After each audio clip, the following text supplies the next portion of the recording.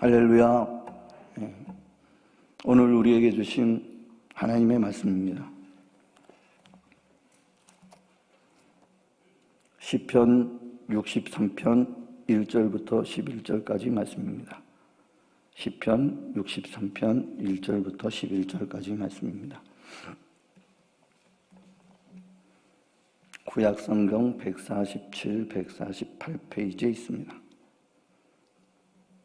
자 있었으면 저 여러분이 천천히 합독하도록 하겠습니다. 하나님이여, 주는 나의 하나님이시라. 내가 간절히 주를 쳤되 물이 없어 마르고 황폐한 땅에서 내 영혼이 주를 갈망하며 내 육체가 주를 앙모하나이다. 내가 주의 권능과 영광을 보기 위하여 이와 같이 성소에서 주를 바라보았나이다. 주의 인자하심이 생명보다 나음으로 내 입술이 주를 찬양할 것이라. 이러므로 나의 평생에 주를 송축하며 주의 이름으로 말미암아 나의 손을 들리이다. 울수와 기름진 것을 먹음과 같이 나의 영혼이 만족할 것이라. 나의 입이 기쁜 입술로 주를 찬송하되 내가 나의 침상에서 주를 기억하며 생명의 주의 말씀을 적은 소리로 읊조릴 때에 하오리니 주는 나의 도움이 되셨습니다. 내가 주의 날개 그늘에서 즐겁게 부르리이다.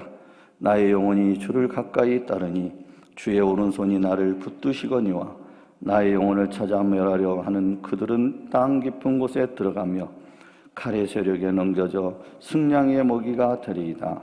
왕은 하나님을 즐거워하리니 주께 맹세한 자마다 자랑할 것이라. 거짓말하는 자의 입은 막히리로다. 아멘. 할렐루야. 11절을 이렇게 한번 고백할까요? 왕 대신에 여러분들을 넣으셔서 나는 하나님을 즐거워하리니, 이렇게 해서 한번 고백해 보도록 하겠습니다. 시작. 나는 하나님을 즐거워하리니 주께 맹세한 자마다 자랑할 것이나 거짓말하는 자의 입은 막히리로다. 아멘. 여러분 영혼이 하나님을 즐거워하실 수 있기를 진심으로 축복합니다. 오늘도 이렇게 하나님의 말씀을 즐거워하시고 여호와를 즐거워하시고 우리 주님이 베풀어 주신 은혜를 즐거워하시는 귀한 밤 되실 수 있기를 진심으로 축복합니다. 두 번째는 더 떨리네. 두 번째는 더 실은 떨리거든요. 네, 여러분들이 눈으로 반응을 해주시면 제가 이렇게 힘을 얻습니다. 예, 여기 이제 다른 목사님이나 다른 교육자분들은 여러분을 잘 아시잖아요. 그러니까 좀 피드백이 안 돼도 이렇게 괜찮은데 저는 전부 다 여러분도 저 생판이시죠? 저하고 직접 교제 없으시잖아요. 저도 여러분 또 생판이고 이러니까 이렇게 보고 있는데 반응이 없으면 자꾸 그쪽이 안 봐져요. 이제 반응 있는 곳을 따라가게 되었어요. 목마른 사슴이 시냇물 찾아 쫓아가듯이 이제 설교자도. 그래서 이제 저번에 어떤 분이 저한테 이렇게 말씀을 해주셨어요. 뭐냐면 좀 반드시 보라고. 앞만 보고 이렇게 굴리고 이렇게 돌리고 이렇게 돌리라고 하시더라고요. 근데 그날은 너무 이제 긴장됐는데 요쪽은 보면은 좀 제가 이렇게 피드백이 안 됐어요. 그러니까 제가 요쪽이 피드백이 되니까 계속 이러고 설교를 하는 거예요. 저 연약함이죠, 그죠? 오는 방향에 따라서 그렇게 가더라고요. 그래서 그러면서 이제 그런 말씀을 듣고서 오늘은 좀 정자세로 해야 되겠다. 그렇게 이제 지금 한번 이렇게 긴장되지만 이렇게 한번 해보도록 하겠습니다. 오늘의 말씀의 제목을요, 저는 이렇게 제목을 정하고 이렇게 묵상을 해봤습니다. 들불의 영성으로 위기를 돌파하라. 따라서 해봅시다. 들불의 영성으로 위기를 돌파하라. 여러분, 위기 돌파는 하나님께서 우리에 부어주시는 그 은혜로 돌파하는 거예요. 아멘. 그러니까 뭐 우리의 계획이나 지략 이런 걸로 돌파할 것 같은데 실은 보면 하나님이 부어주신 그 은혜의 물결 따라 우리가 흘러갈 때, 아멘. 그 물결이 닿는 곳에, 아멘. 그곳에 돌파구가 있다. 아멘. 그 말씀이에요. 여러분, 들풀이냐 온실의 하초냐. 여러분, 이제 들풀의 영성을 이제 목사님이 정하셔가지고 이렇게 계속 하시기 때문에 이것을 우리가 내가 들풀의 영성이었을까? 나는 온실 속 하초였을까? 뭐 이런 것들에 대한 것들의 결론이 평상시에는 잘 몰라요. 저도 목회자지만 저도 제가 지금 들풀의 영성 가운데 지금 이렇게 뿌리를 잘 내리고 있나? 아니면 온실 속에 하초처럼 자라고 있느냐는 그 믿음은 실은 잘 모릅니다. 그건 어느 때 우리가 알 수 있냐면 우리에게 환난이 닥쳤을 때, 비바람이 불 때, 문제가 나의 삶을 덮어올 때, 그때에 그거를 어떻게 견뎌냈는지, 그리고 어떻게 그거 문제를 돌파하고 승리했는지, 그리고 그 결과 나의 믿음의 고백을 지금 어떻게 하고 있는지에 따라서 이게 들풀의 영성인지 아니면 온실 속의 하초로 피다가 사라지는 꽃인지를 알 수 있다는 거예요. 여러분, 우리 안에 문제가 생겨도 들풀의 영성을 가진 자는 그 문제를 해결하는 곳을 정확하게 찾아서 뿌리를 내리죠. 그죠? 그래서 그 들풀은 그 뿌리를 끊임없이 찾아서 내려갑니다. 그래서 그 갈급함을 가지고 쭉 내려가서 그 생명의 근원인 곳에다 뿌리를 갖다 탁 뻗치고 있겠죠. 그리고 여러분, 그곳에서 힘이 생기고 그곳에서 견딜 수 있는 그 뭐랄까 근육이 생기는 거죠. 여기 이제 말씀대로 영적 근육이 생겨요. 그 근육이 생기고 나서 그 근육을 생긴 것을 통해 견뎌내면 하나님이 승리케 하시고 때가 지나면 승리케 하신다는 거예요. 근데 그 승리케 하고 난 다음에 들풀의 영성을 가진 자는 그 다음에 바로 고백하는 게 뭐냐면 하나님께서 나와 동행하시면서 하나님께서 나의 삶을 통하여서 이 일들을 이루셨습니다 라고 고백하는 거예요. 아멘이십니까? 이게 들풀의 영성이라는 거예요. 사무엘하 8장 6절에 보면 이렇게 말씀하고 있어요. 하나님께서 말씀하셨는데 다윗이 어디로 가든지 여호와께서 이기게 하시니라. 아멘. 그러니까 하나님과 동행을 했던 다윗에게는 늘 뭐만 있었어요? 승리만 있었다는 거예요. 그러니까 외부적으로 봤을 때 실패했던 것 같은 상황이 됐어도 결국은 어떻게 했어요? 승리자가 됐죠. 그러니까 하나님이 함께한 다윗은 이렇게 때로는 이렇게 그 어떤 시험이 와갖고 뭔가 이렇게 잠시 주춤할 수는 있어요. 그렇지만 하나님은 반드시 어떻게 해요? 그 삶을 이끌어서 승리하게 하셨다. 아멘. 그게 다윗에게 하나님께서 주신 말씀이에요. 이렇게 승리했던 다윗이죠. 승승장구했던 다윗. 그를 사무엘하 8장 1절에서는 저번에 목사님 통해서 설교하셨던 것처럼 말씀 주셨던 것처럼 블레셋에서 메대감마를 빼앗았다. 그러니까는 그 사단의 그 어떤 작전 본부지 같은 데까지를 가져와서 끝을 파냈다. 그런 전쟁을 했던 다윗이에요. 대단한 다윗이죠. 뭐 어떻게 가능했어요? 하나님이 함께 하심으로. 아멘. 여러분들 하나님이 함께 하심을 늘 고백하고, 그다음에 여러분들 삶 가운데 늘 하나님이 함께 하시고, 실제적으로 그럼으로써 여러분의 삶에 언덕이 있고, 뭐 산이 있고, 뭐 냇가도 있을 수 있고, 그렇죠? 우리가 걸어가다 보면 뭐 그렇잖아요. 돌밭길도 가야 되고, 돌짝길도 가야 되고. 그렇지만은 하나님께서 함께 하시면 그 길이 어떤 길처럼 여겨진다? 평탄한 길처럼 여겨진다. 아멘. 그분이 동행하시면 그렇다는 거예요. 근데 여러분, 그렇게 살았던 다윗이에요. 다윗은 참 그렇게 대단한 삶을 살았던 것 같아요. 그런데 사무엘하 11장에 보면은 또 목사님 통해서 가장 슬픈 이야기라고 그렇게 붙여주셔서 묵상을 확 해보니까 참 슬픈 이야기더라고요. 진짜로. 세상에서 가장 슬픈 이야기가 시작이 됩니다. 그 슬픈 이야기의 시작은 그가 자기 자리를 지키지 못했기 때문이죠. 다윗은 어떤 사람이에요? 하나님의 군사예요. 하나님의 군대에 어떻게 보면 대장 역할을 하는 사람이에요.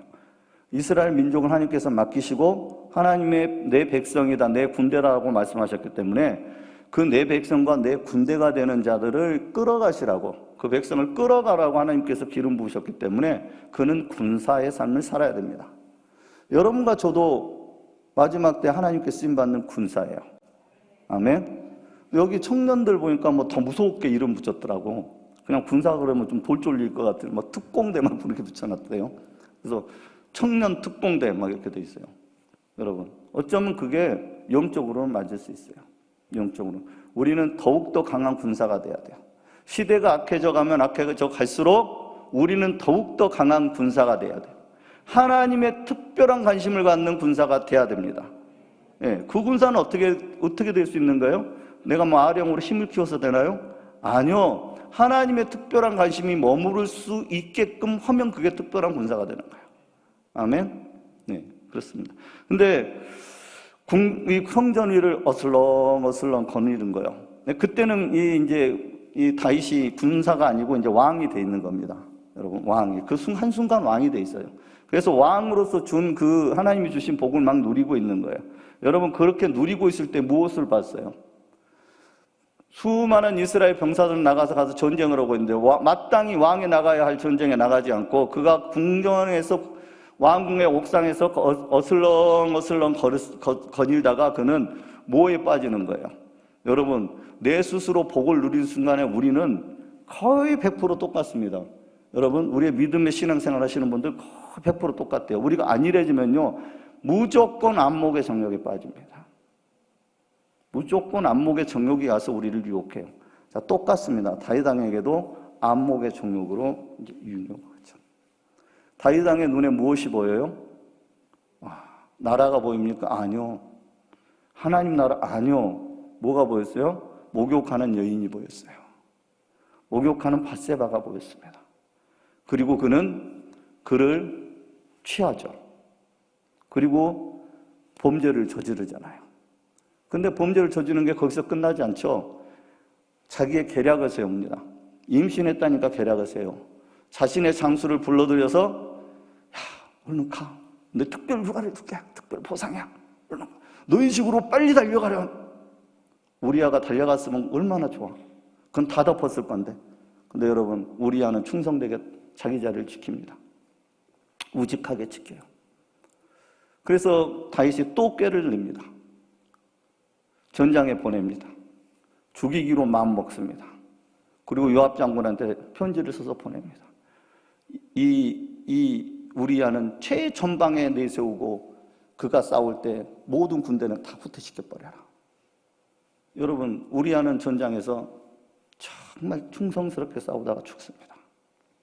여러분, 다윗이 하나님과의 동행에서 멀어졌을 때 제일 먼저 했던 게 무엇이냐? 안목의 정욕이 유혹하는 거고, 그 다음이 무엇이냐? 자기의 꾀를 쓰는 거예요. 자기의 계획의 수를 부리는 거예요. 근데 여러분, 그것을 모두가 속았을지라도 누구는 아신다? 하나님은 아신다. 하나님은 아신다. 여러분, 다윗의 계획은 철저하게 실패했어요. 다윗의 계획은 철저하게 실패했습니다. 그리고 나단 선지자가 와가지고 다윗을 죄를 지적하고 책망할 때, 그때에 다윗의 잘한 점은 뭐예요? 바로 엎드려 회개했다는 거예요. 여러분, 바라옵기는 우리 안에 성령께서 감동 주실 때 여러분 즉시 무릎 꿇을 수 있는 은혜가 있을 수 있기를 진심으로 축복합니다. 다윗은 그러한 영성이었어요. 여러분, 잠깐 실수해서 잠깐 이 자신의 자리를 이탈했을 때에 그는 역시 연약한 인간이기 때문에 똑같이 시험에 넘어지고 실족하고 무너졌지만, 그래도 선지자가 와서 그 죄를 지적했을 때 왕이 선지자 앞에서 바로 무릎 꿇을 수 있었다는 것, 여러분, 그것이 또 다윗의 영성이었다는 거예요. 여러분, 오늘 본문은 어떤 본문이냐? 압살롬을 피해서 유대 강야에 있을 때의 본문이에요. 그러니까 다윗의 그 죄를 하나님께서 지적하시면서 뭐라 그래요? 너 이제 너희 집안에서 영원토록 칼이 안 떠날 거다. 그러니까 막 계속 이제 칼부림이 날 거다는 거예요. 그리고 너가 그렇게 간음했던 것처럼 너는 속이고 간음했지만 하나님은 어떻게 하신다? 네 죄를 만천하에 드러내겠다. 그래서 네 아내들이 백주 대낮에 네 이웃 백성들에게 똑같이 네가 간음한 것처럼 간음한 것을 보여주겠다. 하나님은 밝히신다는 거예요. 자, 다윗은 숨기로 했던 것 하나님은 밝히셔요. 하나님은 드러내셔요. 아멘. 여러분의 죄악 숨기려고 해도 하나님 어떻게 하셔요? 드러내셔요. 그리고 여러분, 하나님은 자원하는 마음으로 하나님 앞에 무릎 꿇고 회개하고 통회할 때 하나님은 그 죄를 다시 덮어주시는 거예요. 없다고 여겨주시는 거예요. 아멘. 그렇다는 겁니다. 그 현상으로 나타난 것들이 무엇입니까? 그 집안이 이젠 드디어 진짜로 칼부림이 나기 시작합니다. 자기가 했던 것처럼 자기의 아들이 자기의 누이를 범하는 일이 벌어지고 또 그걸 지켜봤던 또 다른 형제는 그걸 견디지 못해서 가서 자기 형제를 죽이고, 그리고 또 심지어는 거기까지 넘어가서 아버지의 왕위를 찬탈하고자 반란을 일으키고, 그리고 아버지의 쳐들이니까 자기에게는 어머니 뻘 되는 사람들을 전부 다 강간해 버리잖아요. 그리고 쫓겨나서 다윗은 유대의 광야에 있는 거예요. 그리고 여러분, 오늘의 본문의 말씀을 그는 하나님 앞에 고백하고 있는 겁니다. 여러분, 우리의 믿음의 여정에는 실족하고 넘어지고 또 우리도 범죄하여서 우리가 위기를 만날 수 있어요. 담임 목사님 말씀하셨던 것처럼 코로나가 분명히 하나님이 주신 사인인데 이게 지금 위기가 아닌 것처럼 그렇게 여겨지고 넘어가고 있다, 이렇게 말씀하시죠. 여러분의 삶은 어떤가요? 저도 마스크 쓰는 게요 진짜 어색했거든요. 뭐 도둑놈들이나 쓰는 거지 그거. 그잖아요. 옛날에는 그 담 넘은 애들이나 쓰는 거지. 그렇잖아요. 담 넘을 때나 쓰는 거지. 뭐 멀쩡한 사람들이 마스크 써요 그거. 근데 이게 마스크 쓸 때 처음엔 너무 어색했어. 이거 어떻게 안 써보면 안 되나 그랬는데 지금은요 쓰고 거울을 보고 있으면요 좀 폼이 나요. 마스크도 뭐 패션이 되나 봐 뭐 이렇게 해가지고. 그래서 이게 마스크 쓰는 게요 이게 뭐 자연스러워진 거예요 그냥. 저도. 그리고 한편으로는 막 이런 거예요. 마스크를 쓰니까 감기를 안 걸리네. 좀 더 좋은 것 같네. 막 이러고 있는 거예요 제가. 근데 여러분, 지금 이 사단의 이게 마지막 때의 시그널이 이미 시작됐다면 이게 사단의 역사가 지금 우리를 길들이게 하고 있는 건 아닐까요? 그렇지 않을까요? 여러분, 개구리를 그냥 제대로 삶으려면 방법이 있다잖아요. 큰 양판대기에다 개구리 집어넣고 그냥 불을 약불에서부터 살살 연도를 올려주면은 개구리가 그런 데잖아요. 헤엄치면서 아우 시원하다, 아우 시원하다, 그러다가 어느 순간에 이렇게 되는 거예요. 근데 여러분, 실은 우리가 지금 그렇고 있는 거 아닌가? 우리가 지금 우리의 신앙의 야성을 잃어버리고 있지는 않나? 하나님의 말씀으로 이 시대를 분별해야 되는데 그 분별의 눈을 잃어버리고 있지 않나? 분별은 되는데 내가 일어서야 되는데 일어설 힘이 없진 않나? 한국교회가 영향력을 미치고 떨쳐 일어나야 되는데 누구 하나 일어납시다 말하는 사람도 없고, 말하는 소리는 광야에 외치는 자의 소리 같고, 소리는 있는데 여러분 일어나서 행동하는 자들은 없고, 이 시대가 지금 너무너무 어려운 시대로 가고 있지 않나. 그 사역을 하고 있는 목사님들 얘기 들어보면요 목회를 어떻게 해야 될지 모르겠다는 말씀을 하세요. 나보고 걱정 안 되냐고 그래요. 그래서 저는 모세오경을 하고 있어서 별로 걱정 안 된다고 그렇게 말했어요. 전화가 와서.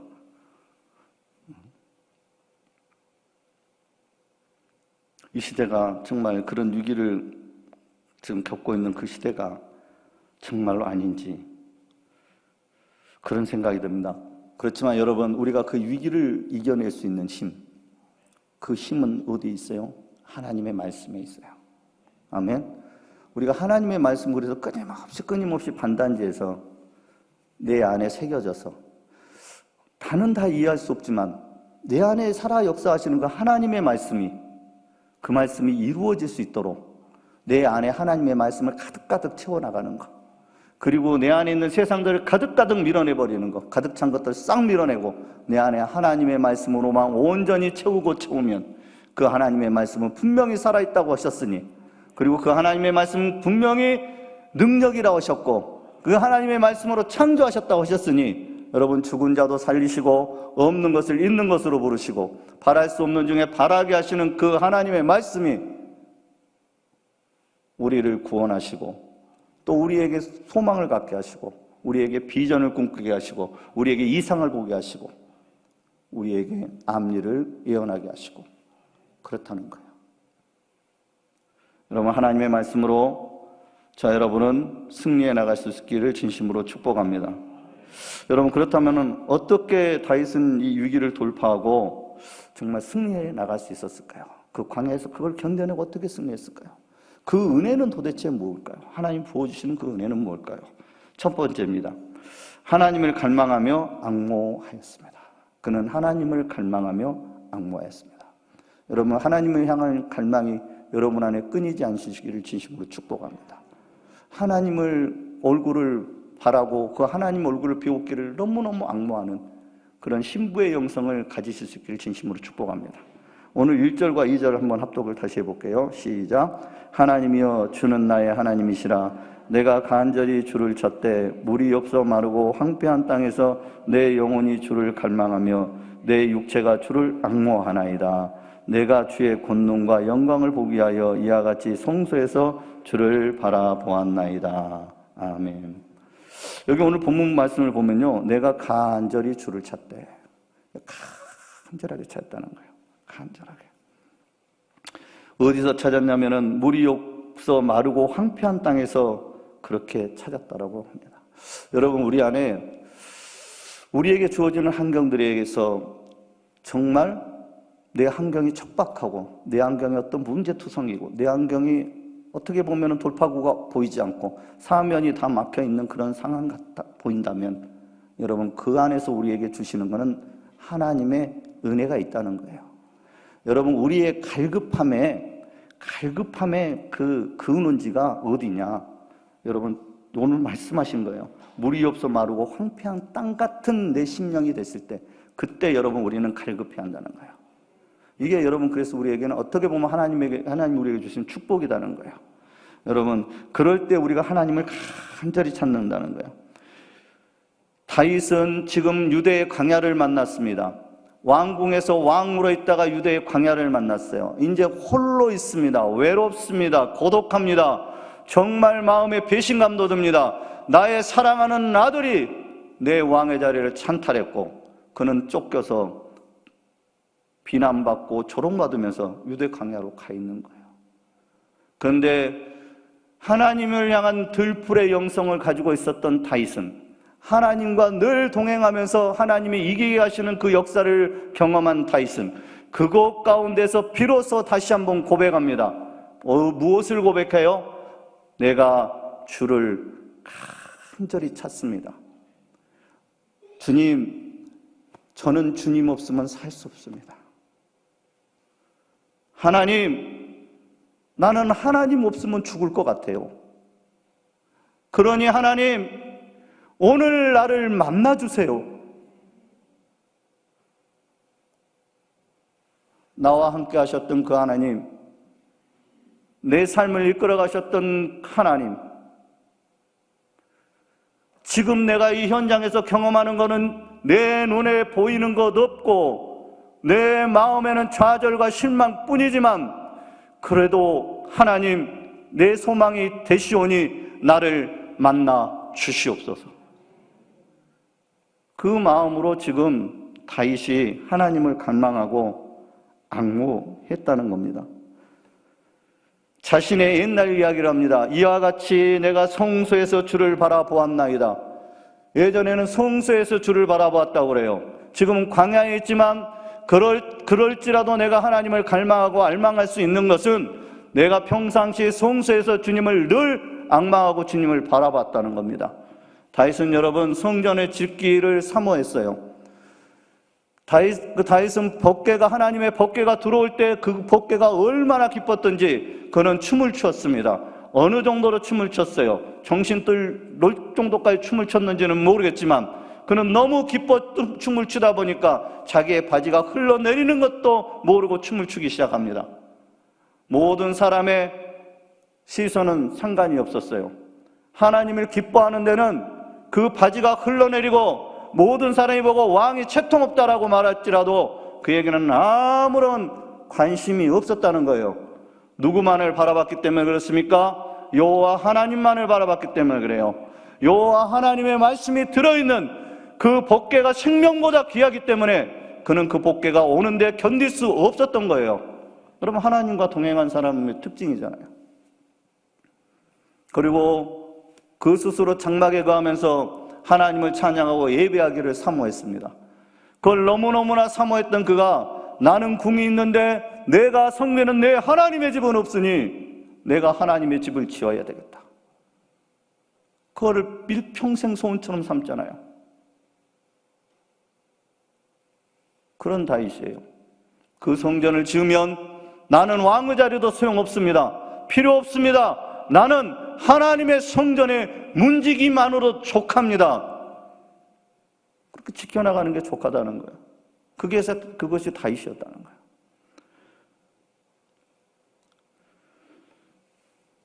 여러분, 이 갈망이라는 단어를 찾아보니까요, 히브리어는 뭐 짬에 이렇게 나와요. 근데 우리나라 뜻은 뭐냐면 갈망하다, 그리고 목이 타다. 목이 타다는 거예요. 제가 목이 좀 타거든요. 그래서 제가 이렇게 물 한 잔 마셔도 되죠. 예.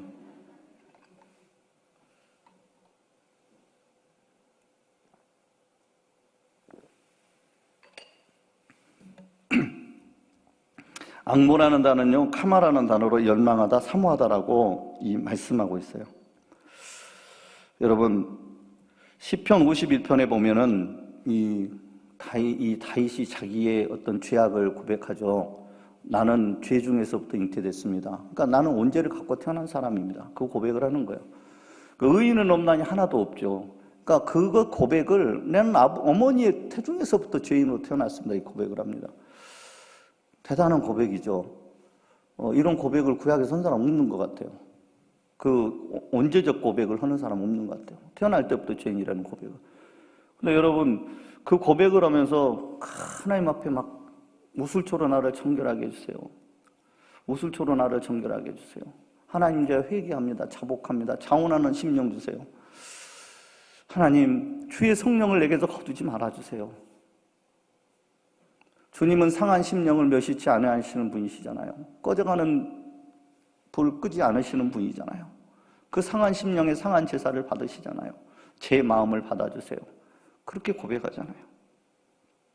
여러분, 그렇게 고백하는 그가 하나님을 앙망할 수 있는 거예요.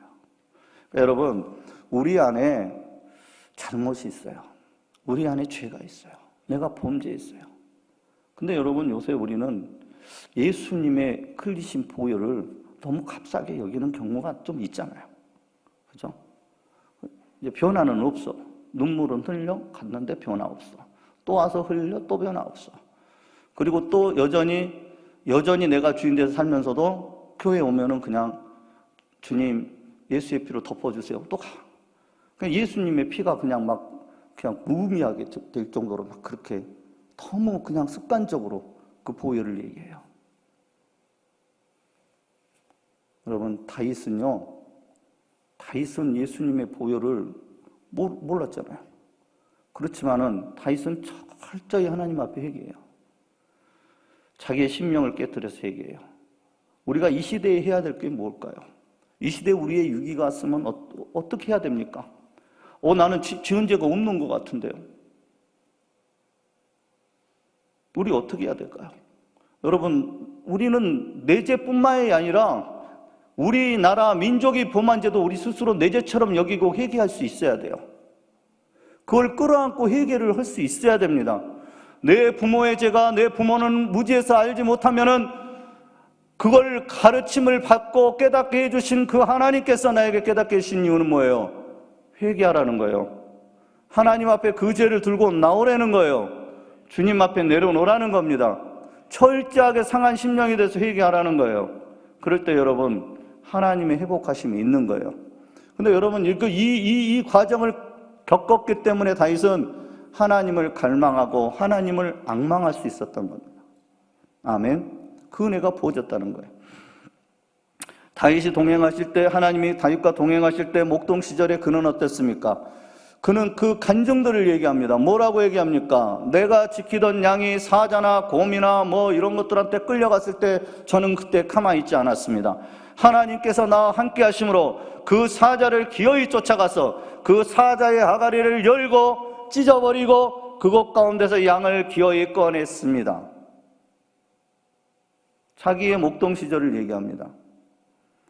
다윗은 본인에게 주어진 하나님의 감동대로 비파와 수금을 탑니다.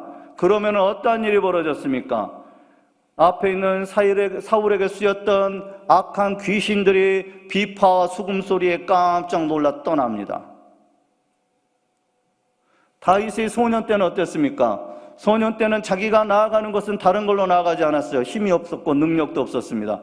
그는 오로지 여호와의 이름만을 붙들고 나아갑니다. 그는 자그마한 돌을 주어서 손에 들고 블레셋 군대 골리앗을 향하여 던집니다. 그때 여러분, 그 돌은 더 이상 돌이 되지 않습니다. 하나님이 함께 하심으로 그 돌은 바위가 돼서 날아갔다는 사실이에요. 그래서 골리앗을 넘어뜨리는 겁니다. 다윗을 펜을 잡으면 어떠한 일이 일어납니까? 하나님이 동행하신 다윗은 펜을 잡으면 그가 시를 쓸 때마다 하나님이 영감을 주시고 하나님께서 그걸 기록하게 하셨는데 그 시만에서도 1000편이 넘어요. 위대한 시인이기도 했습니다. 그가 칼을 빼들고 달려들면 그는 백전백승하는 하나님의 군대의 용사였다는 거예요. 여러분, 들풀의 영성으로 하나님과 동행한 다윗은요, 넘어져도 위기를 만나도 이겨낸다는 거예요. 어떤 방법으로 이겨내요? 하나님이 동행하셔서 늘 승리하셨던 그 경험과 간증이 있기 때문에 그는 그렇게 반응을 합니다. 어떻게 반응을 합니까? 하나님을 바라고 주의 얼굴을 구하고 주의 은혜를 구하고 하나님을 갈망하고 오늘 만나 주시옵소서, 주님이 나를 만나 주시면 이 일은 능히 이기리라고 그는 그렇게 하나님을 갈망하는 거예요. 여러분, 우리 안에 진실된 기도, 진실된 찬양, 정말 진실된 예배, 하나님의 말씀이 살아서 역사하시는 것을 여러분 삶 가운데 경험을 하시기를 원하시면 여러분 하나님을 갈망하실 수 있기를 축복합니다. 하나님을 간절히 앙망하실 수 있기를 진심으로 축복합니다. 그럴 때 여러분, 우리가 드리는 예배가 정말 진실된 예배고 살아있는 예배고 살아있는 찬양이고 아버지 앞에 응답받는 기도고 능력 있는 기도가 된다는 사실 여러분 믿으실 수 있기를 축복합니다. 두 번째입니다. 하나님을 찬양하였습니다. 따라서 해볼까요? 하나님을 찬양하였습니다. 여러분과 저도 늘 삶 가운데 찬양이 떠나지 않을 수 있기를 축복합니다. 3절에서 7절을 다 같이 합독해 보도록 하겠습니다. 시작. 주의 인자하심이 생명보다 나음으로 내 입술이 주를 찬양할 것이라. 이러므로 나의 평생의 주를 송축하며 주의 이름으로 말미암아 나의 손을 들리이다. 골수와 기름진 것을 먹음과 같이 나의 영혼이 만족할 것이라. 나의 입이 기쁜 입술로 주를 찬송하되 내가 나의 침상에서 주를 기억하며 새벽에 주의 말씀을 작은 소리로 옵조릴 때에 하오리니 주는 나의 도움이 되셨음이라. 내가 주의 날개 그늘에서 즐거이 부르리다. 아멘. 여러분, 다윗이 도망칠 때요, 사울의 그 친족 시므이가요 아주 그냥 계속 저주를 합니다. 저주를 해요. 뭘로 저주를 했는가는 모르겠어요. 뭐 우리나라 말로 죽일 놈, 살릴 놈, 뭐 말미잘, 뭐 개불, 뭐 이런 식으로 했겠죠. 그렇게 막 끊임없이 저주를 했을 거예요. 왜 저주를 했을까요? 다윗 때문에 사울한 가문이 쫙 다 멸문제가 됐잖아요. 다윗이 왕이 되면서. 그러니까 그 원한이 있었을 거예요. 근데 딱 보니까 너도 보니까 별반 없구나. 너도 보니까 네 아들한테 쫓겨가는 신세구나. 그러니까 그냥 갖다 계속 저주를 뽑았습니다. 여러분, 그 상황에서 다윗은요 이렇게 고백을 해요. 뭐라고 말을 하냐면 신하들한테 여호와께서 그에게 명령한 것이니 그가 저주하게 내버려두라. 그러니까 그 저주를 다 듣습니다. 그러니까 멘탈 갑인 것 같아요. 영적으로 멘탈 갑이에요, 다윗은. 그냥 그거 다 듣고 그냥 그거 하나님께서 저주하라고 하신 거야. 그러니까 그냥 냅둬. 그러고 갔다는 거예요. 여러분, 다윗의 상황이요, 환경이 찬양할 수 있는 환경이 아니에요. 하나님을 높여드릴 수 있는 환경이 아니잖아요. 자기에게 주어진 환경, 자기 옆에 벌어지는 상황들이. 그럼에도 여러분, 하나님을 찬양했던 사람이 다윗이라는 사실을 여러분 기억하실 수 있기를 바랍니다. 하나님이 주권이 세워진 사람, 하나님의 주권이 세워진 사람은 그 입에 불평이 없습니다. 불만이 없습니다. 낙심이 없습니다. 근심이 없습니다. 하나님 앞에 주권이 세워진 사람은 나의 주인 대신 하나님을 찬양하는 거예요. 그게 주권이 세워진 사람이에요. 왜 그렇습니까? 오늘 본문 말씀으로 따지면 하나님이 주권이 세워진 사람은요 무엇을 알아요? 주의 인자하심이 생명보다 낫다는 걸 알아요. 내가 호흡하는 이 생명보다 주의 인자하심이 크다는 사실을 알아요. 여러분, 주의 인자하심은 얼마나 크신 줄 아세요? 여러분과 죄의 죄를요, 눈 감고 계시는 것도 주의 인자하심이에요. 여러분, 우리가 행동 잘못하고요, 계속 주님 품 안에 있지 않고 자꾸 세상으로 나가려고 하는데도요, 그 주님이 꾹 참고 기다리시는 거요, 주의 인자하심입니다. 여러분, 주의 인자가 워낙 크시기 때문에요, 그의 아들 예수까지를 이 땅 가운데 보내셔서요, 우리를 죄와 사망의 권세에서 건져내시는 거요, 그거 주의 인자하심이에요. 여러분, 주의 인자하심이 아니고서는 설명할 수가 없는 겁니다. 여러분, 그래서 이 다윗이 그렇게 고백하는 겁니다. 주의 인자하심이 생명보다 나음으로 내 입술이 주를 찬양할 것이다. 아멘. 여러분, 주의 인자하심을 아는 사람들은 그래서 소망이 있습니다. 그래서 비전을 갖습니다. 어떻게 하나님을 찬양하는지에 대해서는 첫 번째입니다. 하나님의 인자하심을 찬양해요. 아까도 말씀하셨지, 주의 인자하심을 깨달았으니까 내 입에서 하나님을 찬양하게 되는 거예요. 그러니까 인자하심을 모르는 자는 하나님 찬양할 수 없겠죠. 자, 그 다음에는 평생을 손을 들고 송축하며 찬양하겠다라고 말합니다. 여러분, 우리 이제 우리 삼막교회 와서 보니까 삼막교회 이렇게 손 들고 찬양하시는 분들 잘 안 보이시는데, 우리가 찬양할 때 이렇게 손을 들고 이렇게 찬양을 하잖아요. 근데 이제 이게 그 찬양이 어떤 의미 때문에 이렇게 손을 들고 찬양한다고 여러분 생각하십니까? 내가 손을 들었다는 것은 주의 다스리심을 인정하는 겁니다. 주의 다스리심을 나는 인정합니다. 나의 주인이 되심을 나는 인정합니다. 여호와의 통치를 내가 인정합니다. 그 통치하시는 그 다스림을 내가 하나님 앞에 송축하고 찬양드립니다. 이걸 말씀하는 거예요. 그래서 그거를 다윗은 왕으로서 뭐 어떻게 한다고요? 평생 나는 하나님 앞에 손을 두고 찬양하겠습니다. 하나님이 나의 평생의 주인 되심을 찬양하겠습니다. 실제적으로 만왕의 왕이시고 왕 되신 그 하나님을 찬양하겠습니다. 그렇게 고백하는 거예요. 그리고 나서 세 번째로는 어떻게 찬양하냐? 이미 만족함을 얻었다라고 선포하며 기쁨으로 찬양한다는 거예요. 여러분, 우리가 찬양할 때 어떤 가사가 이런 게 있어요. 내가 입술의 찬양이 아닌 내 마음과 내 심령과 내 온 마음과 정성을 다해 찬양한다. 여러분, 이 찬양을 지금 얘기하는 겁니다. 여러분, 골수에 기름진 것을 먹음과 같이 나의 영혼이 만족할 거다. 여러분, 골수에 기름진 것을 먹는 것이 무엇입니까? 그가 하나님을 만난 것이 골수에 기름진 것을 먹는 것과 같다는 거예요. 하나님으로, 내가 하나님의 말씀으로 배부르는 것이 골수로 먹는 것, 기름진 것으로 먹는 것과 같다는 겁니다. 여러분, 만나로 우리가 공급받는 그것이 육신으로 먹는 그 기름진 것보다도 더 하다는 거예요. 그래서 더 만족함을 느낀다는 거예요. 그 만족함을 가진 그 사람이 하나님을 찬양하기 시작합니다. 어떻게 찬양합니까? 그걸 가진 사람은 입으로 나불나불하며 찬양하지 않습니다. 어떻게 찬양해요? 내 온 마음과 정성을 다하여서 그분께 모든 걸 드리며 찬양하는 거예요. 그러는 거예요. 먹어서 배불러 본 자가 그걸 찬양할 수 있다는 거예요. 오늘 말씀이 하시는 겁니다. 기도하며, 그 다음에 기도하면서 찬양한다라고 말합니다. 어떻게 말합니까? 나의 침상에서 주를 기억하며 새벽에 주의 말씀을 작은 소리로 읊조릴 때에 하노니. 여러분, 작은 소리로 읊조린다 합니다. 여러분, 기도하면서 하나님 앞에 찬양한다는 거예요. 우리가 기도하면서 찬양하면서 영으로 찬양하면서 또 영의 기도를 하면서 찬양하면서, 나는 어떻게 내가 작정해서 찬양하는 게 아니라 하나님께서 영으로 부어주셔서 그 감동 따라 찬양하는 기도, 여러분들 열리신 분들 많이 계실 거예요. 어디서 찬양해요? 일어나고 눕고 할 때마다 찬양한다는 거예요. 항상 찬양한다는 겁니다. 그리고 마지막으로는 하나님 안에서 즐겁게 찬양한다는 거예요. 그거를 이렇게 표현합니다. 내가 주의 날개 그늘에서 즐겁게 부르리이다. 아멘.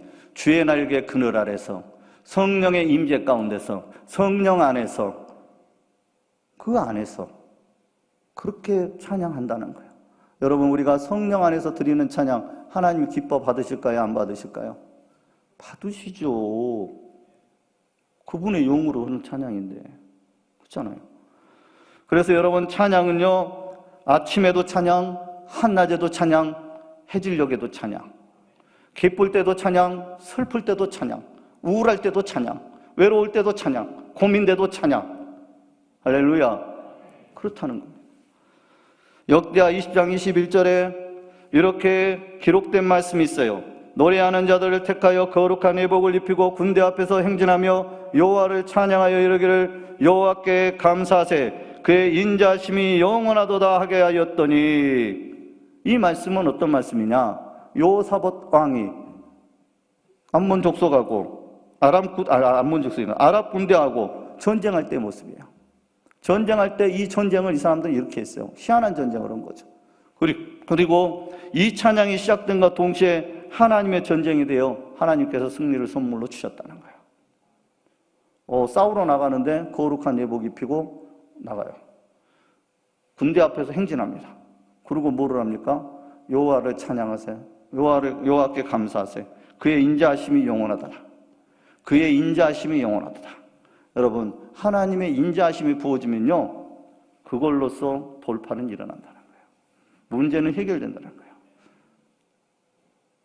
인자하심, 주의 인자하심을 경험하실 수 있기를 진심으로 축복합니다. 여러분, 위기를 만났다면 하나님께로 우리의 낯을 향해야 합니다. 위기를 만났나요? 문제 가운데 여러분의 낯을 향하지 마세요. 문제를 만났습니까? 문제의 반대편에 서셔서 그 문제를 해결하시는, 우리를 향하신 하나님의 얼굴을 향하실 수 있기를 축복합니다. 그리고 여러분, 하나님의 인자하심을 구하며 감사함으로 찬양하며 나아가기를 축복합니다. 시편 1편은 이렇게 기록합니다. 복 있는 사람은 이렇게 얘기하면서요, 오직 여호와의 율법을 즐거워하여 그 율법을 취하로 묵상하는 자도다 라고 시작해요. 말씀으로 시작합니다. 근데 여러분, 시편 150편은요, 호흡이 있는 자마다 여호와를 찬양할지어다 할렐루야 이루이 끝나요. 150편이 마지막 편이거든요. 그 마지막 절이 이렇게 끝납니다. 여러분, 우리가 하나님의 율법을 묵상합니까? 하나님의 말씀을 우리 안에 새겨주고 그 말씀을 깨닫게 해주십니까? 그러면 여러분, 하나님의 말씀을 깨달은 자는요, 입에서 무엇이 나와요? 찬양이 나와요. 진짜 깨달은 자는요, 찬양이 나옵니다. 제가 모세오경 훈련을 받으면서요, 생긴 게 딱 한 가지 있어요. 그게 뭐냐면요, 걱정이 안 돼요. 이상하게 걱정이 안 돼요. 큰일 났어요. 걱정이 안 돼서 큰일 났다 생각, 속으로 이렇게 좀 이상한가, 너무 약간 바보 된 것 같기도 하고, 걱정도 안 돼요. 뭐 이거 어떻게 하나 이거 뭐 이래요. 근데 여러분, 그걸 넘어서서 모든 현상을 바라보는데 하나님의 일하심이 기대돼요. 왜 말씀이 들어와 있어? 그죠? 그걸 경험했어. 그러니까 여러분 어떻습니까? 내 입에서 뭐만 나가요? 할렐루야, 할렐루야, 할렐루야, 할렐루야. 아, 이 일도 이루셔. 할렐루야. 내 기도의 제목 다 들으시는 하나님, 할렐루야. 그 기도 제목에 응답해 주실 하나님을 기대합니다. 할렐루야. 이렇게 된다는 거예요. 시편 말씀을 이렇게 묵상하다가 제 마음에 온 감동이에요. 아, 말씀을 깨달은 자는 찬양밖에 없겠구나. 우리가 할 거라고. 여러분, 하나님을 찬양하실 수 있기를 축복합니다. 여러분의 환경 우리는 넘을 수 없어요. 그렇지만 우리가 하나님을 찬양하고 높여드릴 때 그분이 일하세요. 그분이 일하시고 그 환경을 넘어가게 하십니다. 그리고 그게 우리의 간증이 되게 하세요. 그리고 여러분, 그게 하나님이 우리의 삶을 통해 영광 받으시고 하나님을 드러내시는 방법이에요. 세 번째입니다. 하나님을 가까이 따랐습니다. 따라서 봅시다. 하나님을 가까이 따랐습니다. 8절을 보면 나의 영혼이 주를 가까이 따르니 주의 오른손이 나를 붙드시거니와 이렇게 고백해요. 자, 주를 가까이 따르지라는 이 따르니의 어떤 언어의 해석을 보니까요, 이게 다바크라고 그러는데, 창세기에서는 남자와 여자가 한 몸을 이루는 연합을 할 때 따르니라는 표현을 썼어요. 이 단어를 썼습니다. 그리고 두 번째는 신명기에서는 하나님께 헌신하여 계명을 지키며 충성하는 모습을 이 따르니라는 다바크를 썼어요. 그러면 이걸 두 개를 딱 종합을 해보면 어떤 의미가 되냐? 하나님을 따른다는 것은 우리가 생각했다는 거하고 조금 다른 거예요. 우리가 하나님을 따르는 그런 부분하고 좀 다릅니다. 우리의 의지적인 것이 들어가 있다기보다는 어떤 의미냐면 내가 하나님과 연합하는 거예요. 아멘. 내가 하나님과 연합해서 내 안에 들어와 계신 그 하나님이 일하시도록 내 자신을 온전히 100% 내어드리는 것, 내 안에 들어와 계신 하나님의 말씀을 그대로 내가 받아들여서 그 말씀이 말씀되어 내 삶 가운데 열매 맺도록 내 자신을 내어드리는 것. 아멘. 이게 여러분 따른다는 거예요. 여러분, 세상에 남겨질 제자들을 향한 우리 주님의 기도가 있습니다. 그 대제사장의 기도죠. 거기에 17장 21절에 우리 주님이 이렇게 기도하십니다. 뭐라고 기도하시냐면, 아버지여, 아버지께서 내 안에, 내가 아버지 안에 있는 것 같이 그들도 다 하나가 되어 우리 안에 있게 하사 세상으로 아버지께서 나를 보내신 것을 믿게 하옵소서. 아멘. 하나가 되게 해주라는 거예요. 어떻게 하나 될 수 있어요? 우리가 예수 안에 있으면, 성령 안에 있으면, 하나님 안에 있으면 우리의 공동체도 하나 되게 하신다. 아멘. 그럴 때 여러분, 우리를 통하여서 하나님이 일하시고, 하나님이 예수님이 이 땅에 오셨던 그 이후 예수님의 사역, 이 모든 것을 세상은 믿게 된다는 거예요. 아멘. 그 말씀을 하시는 겁니다. 여러분, 우리가 서로 하나 되어 예수님 안에 있으면요, 첫째는 예수님의 향기의 열매가 드러나게 돼 있습니다. 우리가 예수님 안에 있어 우리가 기도하면 하나님께서는 약속하셨어요. 우리 주님은 너희가 내 안에서 내 이름으로 무엇이든지 구하면 내가 그대로 시행하리라라고 말씀하셨어요. 하나님 일하신다는 거예요. 그리고 여러분, 우리가 예수님 안에 하나 되어 있으면요, 우리 안에 역사는 하고자 오는 사단의 역사가 떠난다는 거예요. 아멘. 주님이 우리 안에 주인되어 계시면 그렇다는 거예요. 호험장담한 베드로가요, 예수님을 멀리 쫓아갔을 때 그는 3번이나 부인했습니다. 가까이 따르지 않았을 때요, 그가 막 침을 튀기면서 얘기합니다. 주님 앞에, 주님, 저는 절대 주님 곁 안 떠나요. 주님 오게 가시잖아요. 나 오게 갈 거예요. 그렇게 고백해요. 주님이 어디 가시든지 가겠다고 그럽니다. 그리고 각오를 막 다집니다.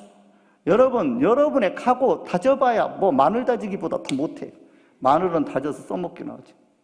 근데 여러분, 우리 각오 다져봐야 아무런 효용이 없어요.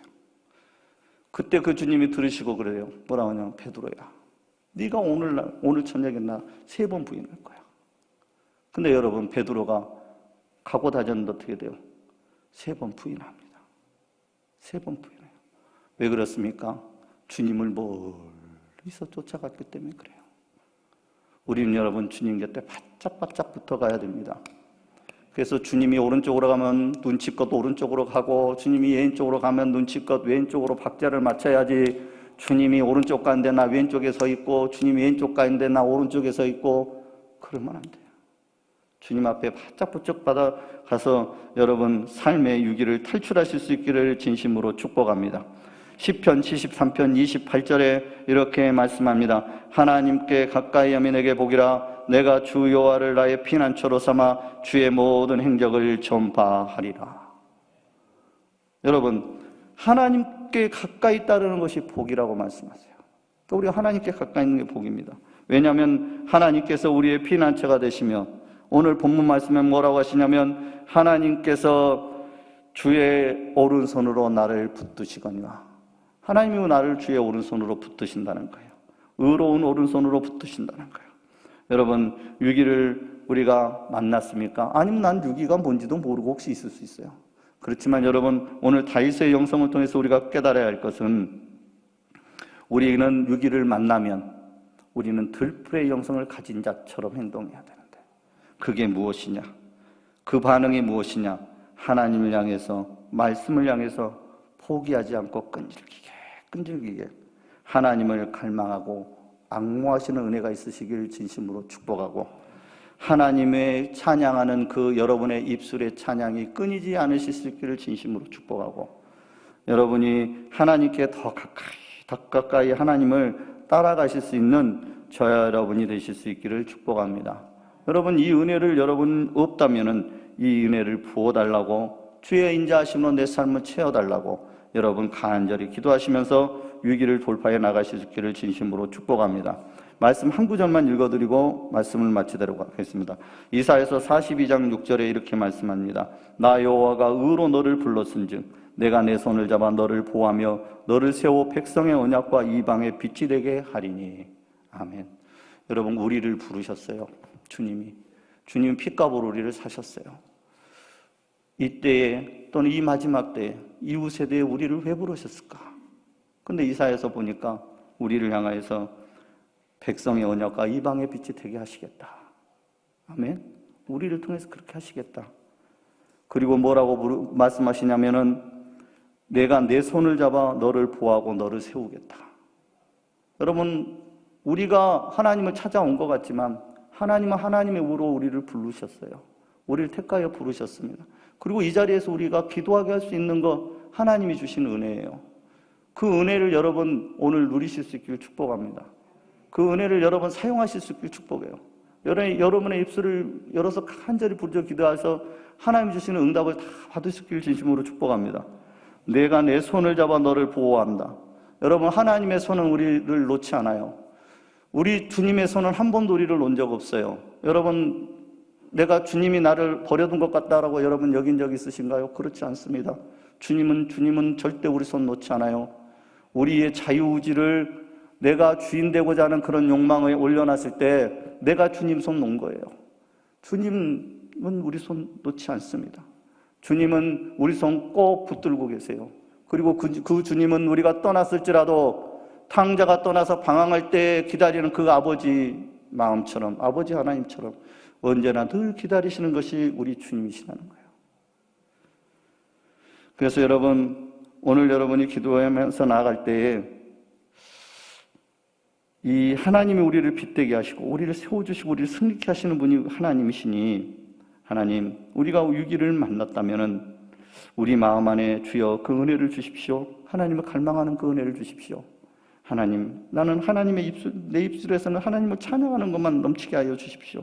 그리고 내가 주님의 말씀을 더욱더 더 가까이 할 수 있는 그 은혜가 내 삶 가운데 부어지게 하여 주시옵소서. 여러분, 이렇게 구하실 수 있기를 진심으로 축복합니다. 말씀 마쳤습니다. 기도하겠습니다. 사랑의 하나님 아버지, 은혜를 감사하고 감사합니다. 하나님 아버지, 오늘 우리에게 귀한 다윗의 영성을 통하여서 다윗이 하나님은 어려운 환난을 만났을 때 하나님 아버지 앞에 더욱더 하나님을 갈망하고 악망하며 나아가며 하나님을 찬양하며 또 하나님의 말씀 가운데 더 가까이 나아갔던 모습을 봅니다. 하나님 아버지, 우리의 믿음의 여정 동안에도 우리 가운데 환난이 있고 문제가 있고 어려움이 있을 때 그때마다 하나님, 우리가 문제에 함몰되는 것이 아니라 그 위기 가운데 우리가 함몰되는 것이 아니라 그거 반대편에서 아버지 하나님 그것을 지켜보시며 아버지 하나님 그것을 해결하시는 우리 주님의 낯을 구하고 얼굴을 구하며 하나님 아버지 은혜의 자리로 주의 인자하심을 따라 나아갈 수 있는 귀한 은혜가 우리 가운데 있게 하여 주시옵소서. 모든 말씀을 살아서 역사하시는 우리 예수 그리스도를 맞들어 기도드리옵나이다. 아멘.